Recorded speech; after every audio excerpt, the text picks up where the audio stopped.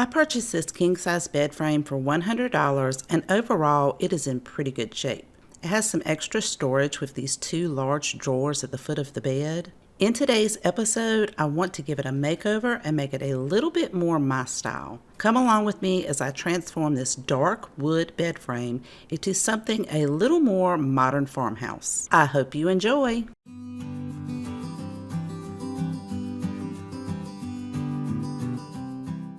It only took me a few minutes to disassemble this bed. I have all of the pieces sitting separately, like this headboard with the faux leather inserts. I want to change that up. And then I have the side pieces and the feet for the headboard, and then the footboard, which I will need to take these drawers out. And then of course the pieces that hold your box spring up. But the first thing I want to do is really work on this headboard and see if I can get these panels out from the frame itself. Once I flipped it over, I realized it's being held in with what seems like 100 screws.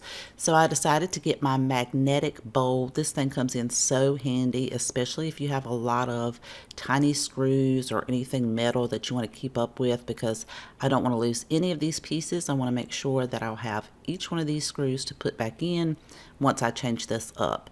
You can just throw those screws in there and everything's magnetic, so you're not going to lose them. I'll have that linked in my Amazon store if you guys are interested in that. They only cost a few dollars. Now I'm hoping when I flip this over, it'll just be easy for me to push these panels out. It did take a little bit of effort, but I'm able to separate them from the frame without damaging the frame itself.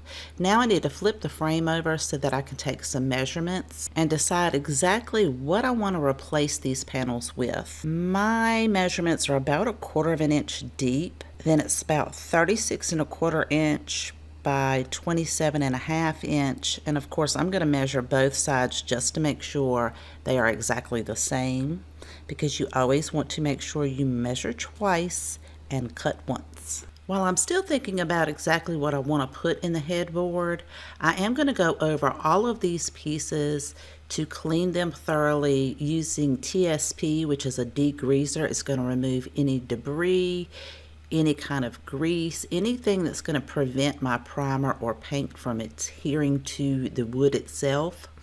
So I'm going to go over all of these pieces, clean them very thoroughly, and then I will go back over them and wipe them down with a clean, damp cloth to remove any of the excess TSP.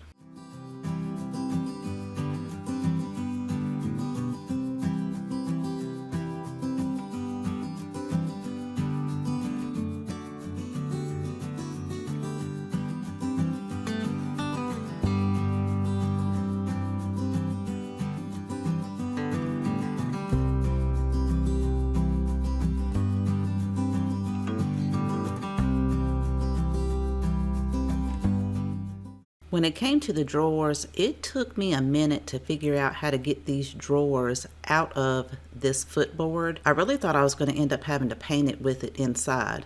I had to Google it to figure out that you will pull one side of the clip up and the other side you'll push down. So whichever one's opposite. If one's going up, the other side goes down, and then you can slide it out of these rails. And thank goodness I was able to get that out, because as I was cleaning the inside of this, I did notice there's a little bit of damage that I'll need to fix right there in the corner, but I don't think that's going to be a problem at all. And then of course I had to get my vacuum cleaner out to make sure that I got any kind of cobwebs or dust out. It's not like I'm going to paint the inside, but I do want to make sure that it is clean.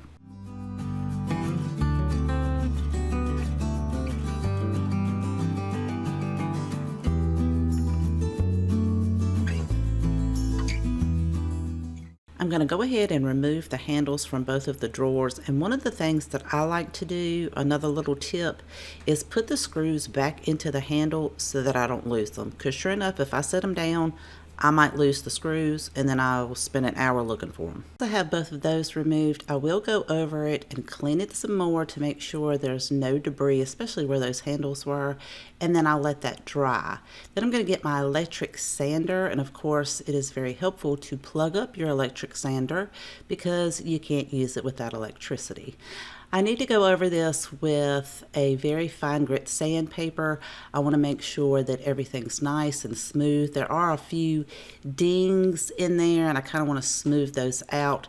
And for the hard to reach areas, I am using my detailed sander so it can really get in those corners and along the edges. And for areas that I didn't think that the electric sander really got very well, I'm going to use a sanding block to make sure I get those areas.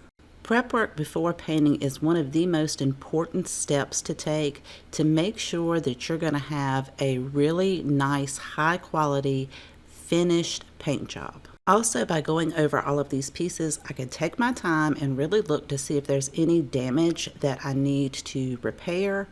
Like this one right here in the corner, I'm going to need to take some wood filler to fix that. I'm using a wood filler that sets up pretty fast, so once I have this in place and spread out, I can continue to sand the rest of my pieces while this sets up.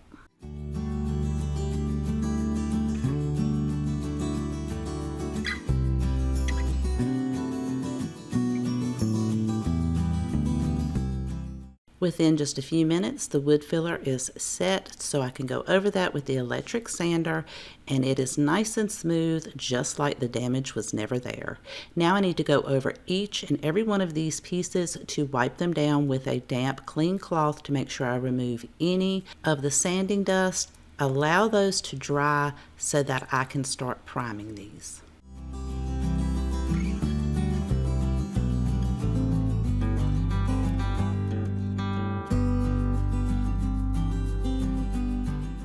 Anytime I'm painting, I like to lift my items up off of the table using blocks of wood or those painter cones just to help me put the paint on in an even manner without making a mess all over the table. The primer that I'm using for this project is Zinsser. It is an oil-based primer and a stain blocker.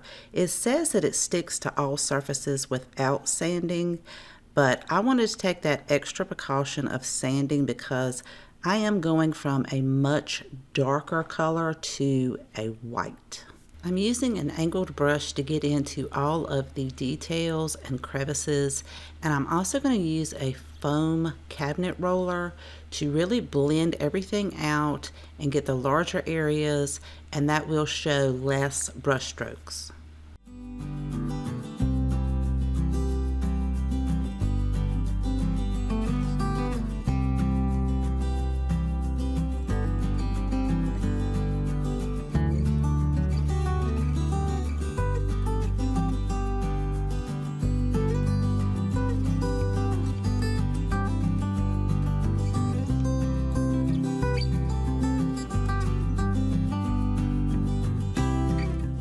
I did apply 2 coats of the primer, allowing it to dry in between coats, and this is looking really good so far. I'm going to let this completely dry and then I can start painting each of these pieces. The paint that I chose is Valspar. This is a cabinet and furniture paint. It's in the color Ultra White and it has a satin finish to it. This is the same paint that I used on my kitchen cabinets and they are holding up very nicely. I'm going to apply the paint just like I did with the primer, starting off with an angled brush, and then I'll go back over that with the roller to diminish any of the brush strokes and give it a nice smooth finish. Of course, I am using a different brush and a different roller than I did with the primer so that I don't mix the two together.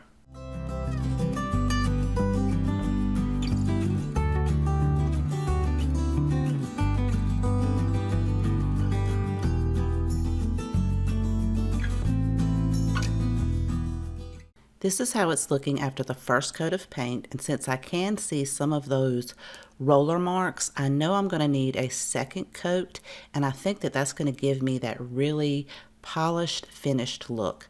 So once this is completely dry, I will apply a second coat just like I did the first coat. This is after the second application of paint. I think that is all the coats that I'm going to need.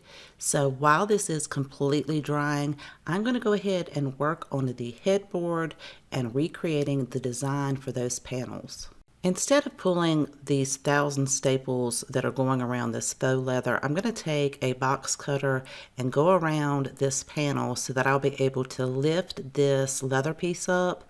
And as I'm doing that, these little foam pieces are attached with some pink ribbon behind it. So I'm going to cut those so I'll be able to take each of these individual foam pieces out.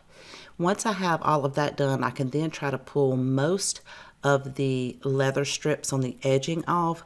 So I'm only left with the backboard, and if anything's sticking up, I can kind of tap that down, and if there's any extra foam that's still stuck to the backboard, I can just scrape that off with a putty knife. And I'm going to do that for both of those back panels.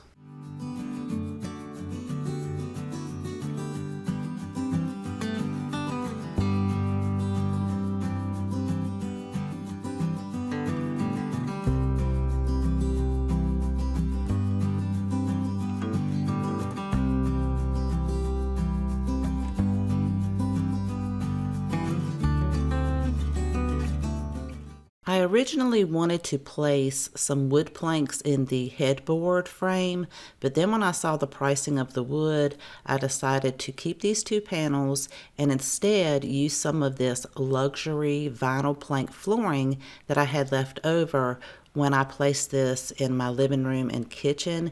And I think this is just going to be perfect because I already have it on hand. It already has that nice wood look, and I'll be able to attach these to the back panels. I'm going to have a full piece at the top, so I need to go ahead and take a measurement and mark that. And I'm going to cut this with my compact miter saw. I'm also going to save all of the end pieces because I don't want these to have full planks going all the way down. I want it to have a staggered wood look. I'll use that first long piece on the first panel and take that leftover piece to start with the second panel. Using a new plank, I can take my measurement to finish off the second panel, saving that cutoff piece for the opposite panel, because once I get that in place, I can take a new long piece and make that one long panel, and then the two pieces that were left over will fit perfectly on the first panel. These slide together very easy. They just snap on the ends together, and then they also snap to the previous piece. So I'm going to continue this pattern down both of these two panels. Once I have all of the pieces cut and I know they're going to fit perfectly, I am going to apply some liquid nail under that very first board, and using some clamps, I'm going to clamp that down and allow that liquid nail to set up. Once it completely sets up, then I can start snapping all of these pieces together, adding liquid nail under each piece. That way I know it's not going to move around, it's going to adhere to the backboard, and each piece is going to be tightly snapped into the previous piece. I waited several hours for the liquid nail to set up, and now it is time to move these out of the way so I can set the headboard frame on the table and hope that my measurements are right and that these panels fit down into this frame. I'm going to check each of the corners to make sure they all sit flush and it fits perfectly. Using the screws that I previously removed, I'm going to add those to each of the corners to secure the backing into the frame. And of course, I had to check to make sure those screws were not coming through the front before I proceeded. Once I knew that they were not, I went ahead and installed the rest of the screws on that panel and then attached the second panel in the same way.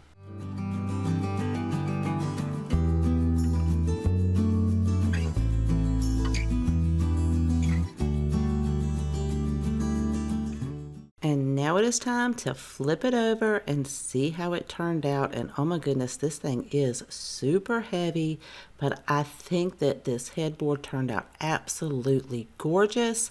And I can't wait to get this installed and put the entire bed back together. Before I show you the final reveal of the bed put back together, this is just a reminder of what it looked like before, and this is what it looks like now, which I think fits my decor just a little bit better than the leather headboard. I hope you enjoyed today's video, perhaps learned something new, found tons of inspiration. Please let me know what you think of this king-size bed frame makeover in the comment section down below. Thank you so much for spending time with me today. Please take care, and I'll see you guys next time.